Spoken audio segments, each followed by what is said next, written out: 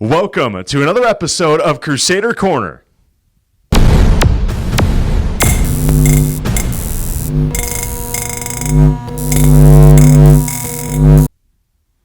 It was a full week of action for the Crusaders this past week. Cross country, the women finished 19th out of 32 teams of the Queen City Invite. The men also did well. They were 17th at McAlpine Creek Park. Field hockey, they lost to Limestone 2-1, but they beat Queens in a shutout on Wednesday. Soccer programs, a double shutout of King on Tuesday and then traveled to Mount Olive for Saturday. Women's volleyball, congrats to Tony Elia and her volleyball team. They get their first win of the season. And when we come back, we'll have our special guest, Belmont Abbey coach Dan Finanger. This is The Corner on the Belmont Abbey Sports Network. They actually help with building the inner man of each student. My coaches have been great. I've really transformed. You get a sense of community. To be an athlete and to be involved in that has been a really fun experience.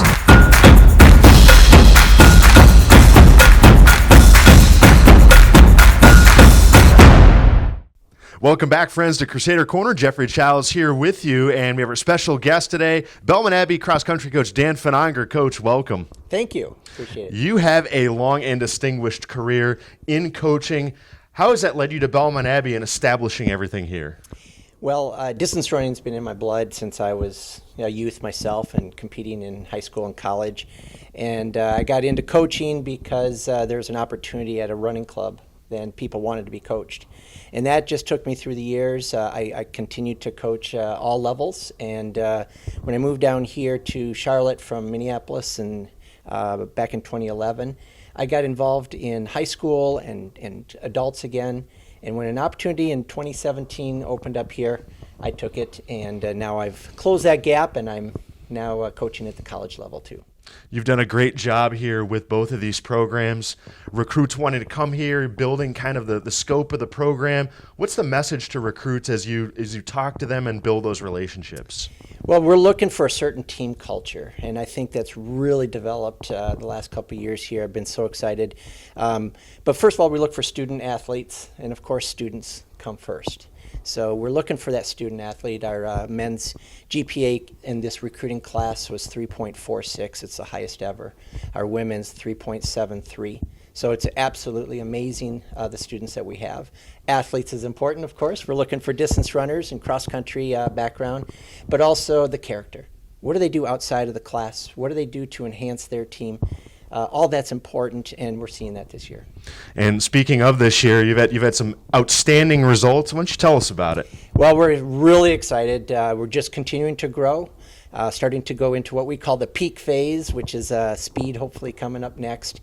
But already this year, we have had the top 5 men are in the top 8 in the history of Belmont Abbey. 32 years of cross country here at the Abbey, and 5 of our guys are in the top 8. So we're the number 2, 3, 5, 6, and 8.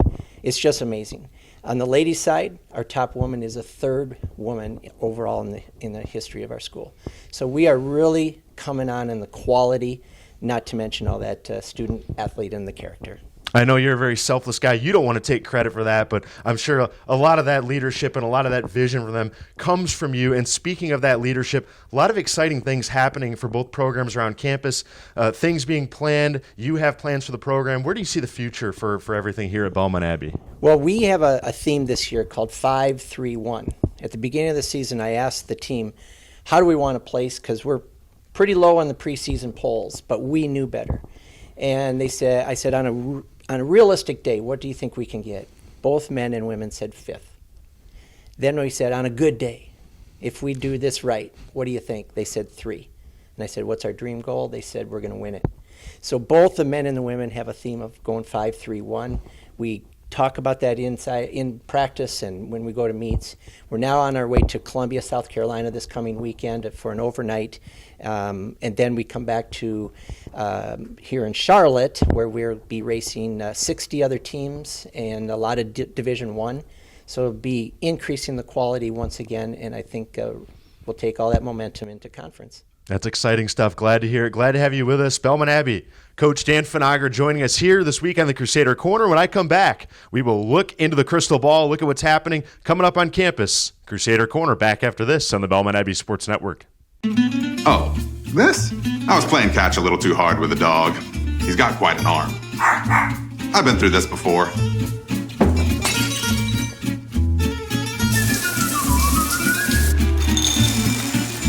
It'll be better in a couple of days. Probably. Visit one of Ortho Carolina's specialists right away by logging on to orthocarolina.com. Leave the waiting to this guy. Come on, honey. Ortho Carolina. You improved. We have a full slate of games this week here at Belmont Abbey College. Women's golf is at the Savannah Lakes Invitational. Men's golf, they take on Conference foe King Monday and Tuesday. Women's volleyball, welcoming in Francis Marion on Tuesday night at Wheeler. You can watch all the action on a BASN. Then they're on the road, Barton for a Friday night tilt. And women's volleyball finishes off the weekend at Chowan on Saturday. Field hockey, they host Mount Olive on Wednesday afternoon at Alumni. They get a chance for revenge against Limestone Friday night at 6 p.m. You can see both games on BASN. And then a doubleheader for soccer on Saturday. That's a look ahead at athletics here at Belmont Abbey College and another episode of the Corner in the Books. Thanks for joining us. We'll see you next time on the Crusader Corner on the Belmont Abbey Sports Network.